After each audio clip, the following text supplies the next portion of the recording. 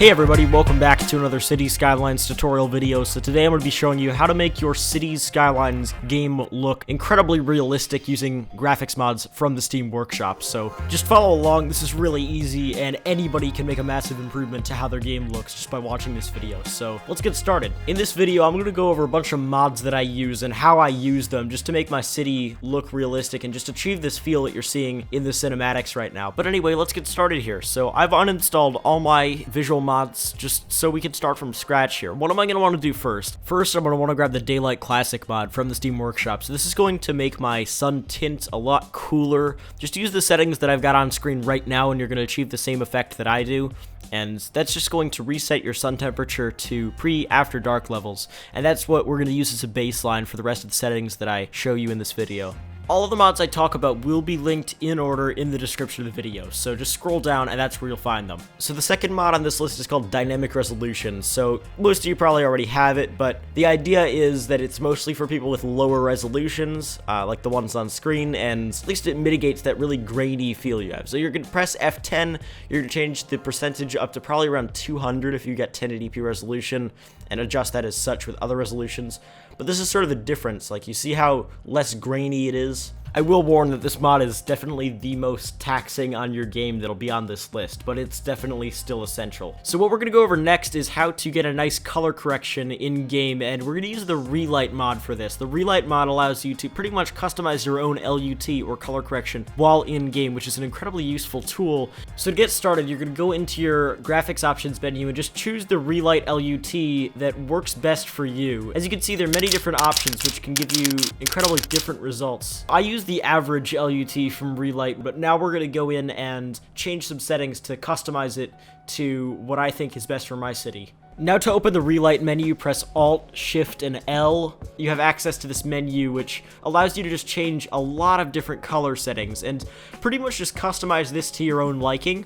There's no right answer for everybody, and that's why I like this mod. You can just adjust these settings to whatever you think suits your city. You're pretty much making your own LUT here. Next, you're going to want to choose the textures you see on your map, like your grass texture, your gravel texture, your cliff texture, and you're going to want to choose a variety of different map themes for this. I use Springwood as my base theme, and you can really choose any theme, but you're going to want to definitely grab environment changers so you can use any theme on any biome, and you're also going to want to grab theme mixer so that you can combine textures from different themes. Now what you want to do is hit load game and select the theme that you want as your map's base theme. Once you're in your save, you can just mess around, just select different textures from different themes and see what you like best. I'll have all the themes I'm using linked below and also the different textures I'm using and which themes they come from. So next, you're going to want to grab the Ultimate Eyecandy mod, which is one of my favorite mods. So what this mod allows you to do, you can pretty much adjust all of your lighting settings, and you can use the global and ambient light intensity settings to just mess around and figure out what's best for your city,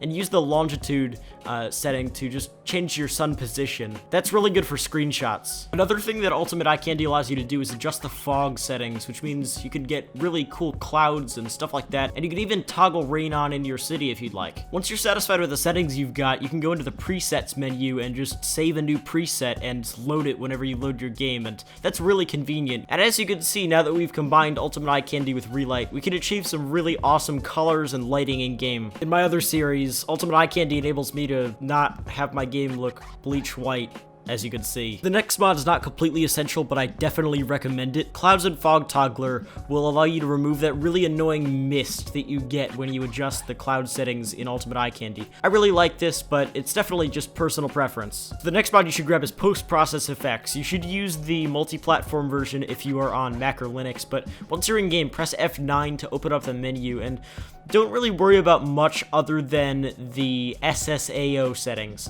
And the SSAO settings, it's pretty much ambient occlusion.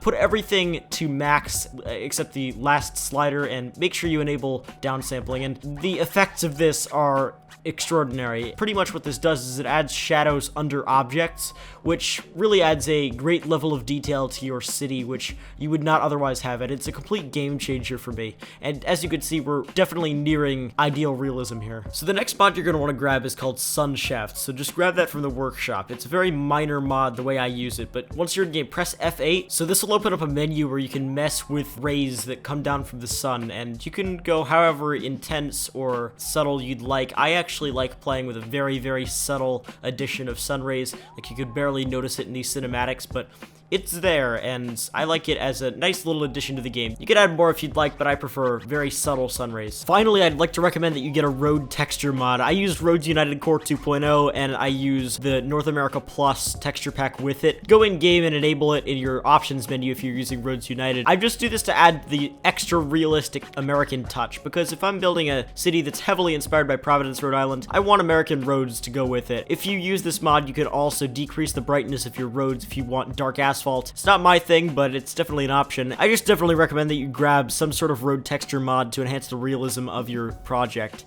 So that's pretty much it for me. Hopefully you all enjoyed. I'll leave a couple extra mods in the description that you might find helpful, but other than that, we're pretty much done here. So if you enjoyed and if this tutorial helped, make sure to leave a like, because it really does help a lot, and subscribe if you're new around here to get notified whenever I upload, and make sure to hit that bell icon so you get a notification whenever a video goes live. And I wanted to quickly mention, if you're looking for a tutorial to help you build a realistic city, I definitely recommend $2.20's tutorial on that. I'll link it in the description as well. That's a really good guide on how to plan a city in a realistic way. But regardless, hopefully this tutorial did help you, and just before we go, follow me on Twitter and Instagram, links are both in the description. I post lots of screenshots of my own realistic cities there. But yeah, hopefully this tutorial helped, and I will see you next time.